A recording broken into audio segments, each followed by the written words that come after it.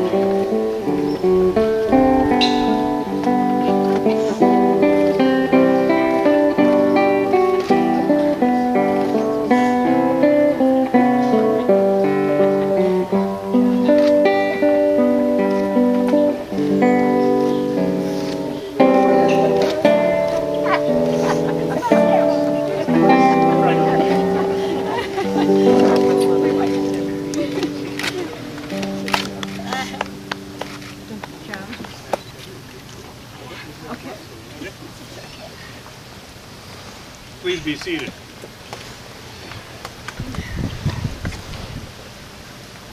Dear family and friends of John and Sarah, we've come together in love and joy to witness, celebrate, and bless the joining together of Jonathan Robert Brewster Fisher and Sarah Lawrence husband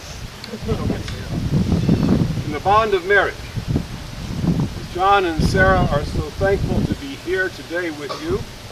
They hope that someday soon everyone will be granted the same right they now enjoy. The union of husband and wife in heart, body, and mind is intended for their mutual joy and companionship, for health and comfort in prosperity and adversity, and to fill their shared commitments for John and Sarah, peace and a world where all persons are given equal respect, protect all vulnerable beings in need of loving care, protect, preserve, and renew this fragile earth, our island home. Therefore, marriage is not to be entered into unadvisedly or lightly, but reverently, deliberately, and in purposes for which it was instituted. John and Sarah, I now charge you both, here in the presence of God and of these witnesses, that if either of you know any reason why you may not be united in marriage lawfully, you do now confess it. Sarah, will you have John to be your husband to live together in the covenant of marriage? John, will you have Sarah to be your wife to live together in the covenant of marriage? Will all of you witnessing these promises do all in your power to uphold these two persons in their marriage? We will. We now will have a reading from the prayer of St. Francis.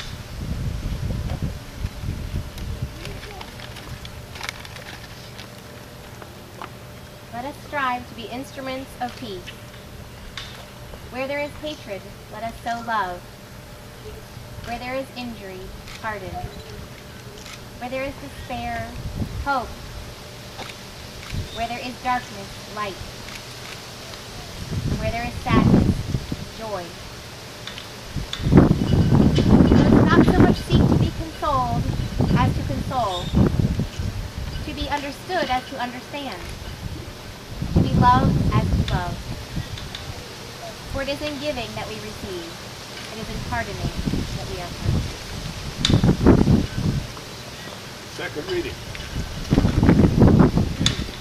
This is an Apache wedding blessing. Now you will feel no rain, for each of you will be shelter for the other. Now you will feel no cold, for each of you will be warmth to the other. Now there will be no loneliness, for each of you will be companion to the other. Now you are two persons, but there is only one life before you. May beauty surround you both in the journey ahead and through all the years. May happiness be your companion, and may your days together be good and long upon this earth. Treat yourselves and each other with respect, and remind yourselves often of what brought you together. Give the highest priority to the tenderness, gentleness, and kindness that your connection deserves. When frustration, difficulties, and fear assail your relationship, as they threaten all relationships at one time or another, remember to focus on what is right between you, not only the part which seems wrong. In this way, you can ride out the storms when clouds hide the face of the sun in your lives, remembering that even if you lose sight of it for one moment, that sun is still there. And if each of you takes responsibility for the quality of your life together, it will be marked with abundance and delight. John and Sarah, it's a privilege and a joy to be here today to celebrate your commitment to one another in marriage and your commitment to the ideals and values you cherish. A long time ago, St. Paul wrote words to the Romans which express your commitments. Do not conform any longer to the pattern of this world, but be transformed by the renewing of your minds. Our world, our society, is dedicated to the acquisition of consumer goods.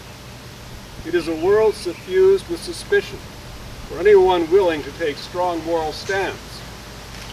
It is also a world which encourages indifference towards suffering, especially the suffering of those who lack voice to express their pain.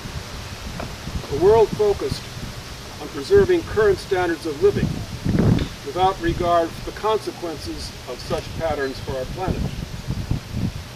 Ever since I began to know and love you, Sarah, and throughout your life as I have known and loved you, John, it's been clear to me that you are both unwilling to conform to the patterns of this world.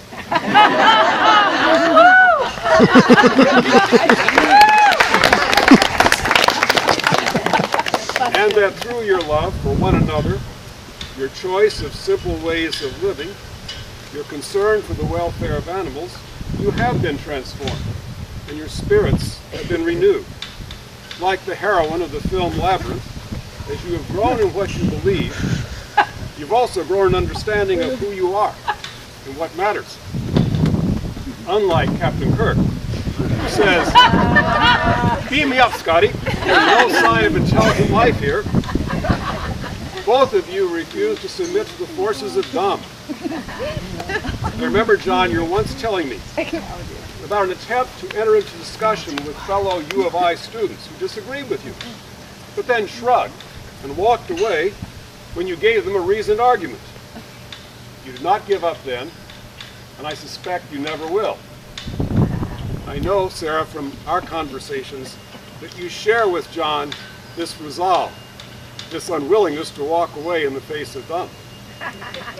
In all of this, it is not only your love and commitment that sustain you, but a sense of humor, an appreciation for the sheer quirkiness of life, the absurd and unexpected moments. As we ask God's blessing on your life together, I pray that you will continue to resist conforming to the patterns of this world, and that in love and joy, you will be transformed by the renewing of your minds. Amen. Amen.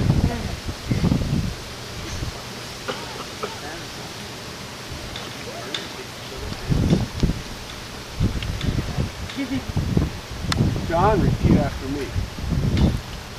Sarah, I rejoice in you as you are. Sarah, I rejoice in you as you are. And promise that from this day forward,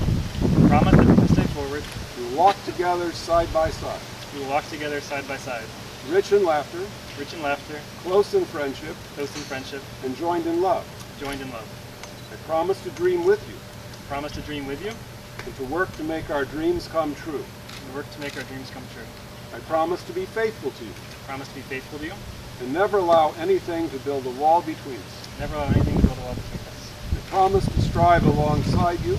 To make the world a better place. I promise to support you in your passions and commitments.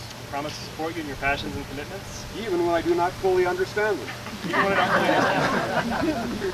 During these promises, will you be my wife? I have and to hold from this day forward. For better, for worse. For richer, for poorer. In sickness and in health. To love and to cherish. Until we are parted by death. Sarah, would you repeat after me? John, I rejoice in you as you are. promise that from this day forward, you will walk together side by side, rich in laughter, close in friendship, joined in love. I promise to dream with you, and to work to make our dreams come true. I promise to be faithful to you, to never allow anything to build a wall between us. I promise to strive alongside you to make the world a better place. I promise to support you in your passions and commitments, even when I do not fully understand them. Hearing these promises will be my husband. Heaven to hold, from this day forward, for better for worse, for richer for poorer, in sickness and in health, to love and to cherish, until we are parted by death.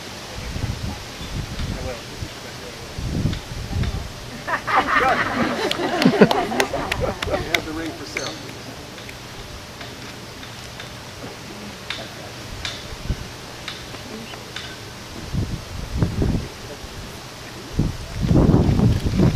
This ring, which has no beginning and end, This ring, which has no beginning and end, symbolizes that love and trust between us symbolizes that love and trust between us will never cease. will never cease. May its presence remind you of my love and vow. May its presence remind you of my love and vow. I place it on your finger, Place it on your finger, as a sign of the promises which have made us husband and wife. the sign of the promises which have made us husband and wife.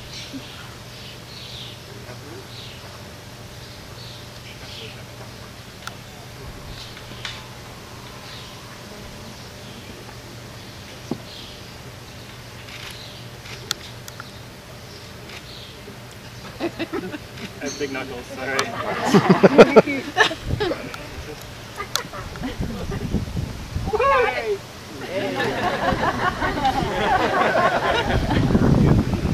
This ring, which has no beginning and end, symbolizes that love and trust between us will never cease. May its presence remind you of my love and vow.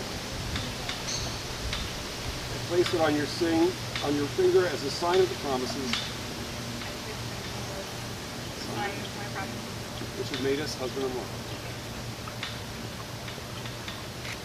Now that John and Sarah have given themselves to each other by solemn vows, with the joining of hands and the giving and receiving of rings, I pronounce that they are husband and wife. Those whom God has joined together, let no one put asunder. Amen. Amen. God's blessing preserve, keep you, give you joy in all you do, sustain you in all your life until this world ends. Amen. John and Sarah, seal this magic marriage with a kiss. Woo!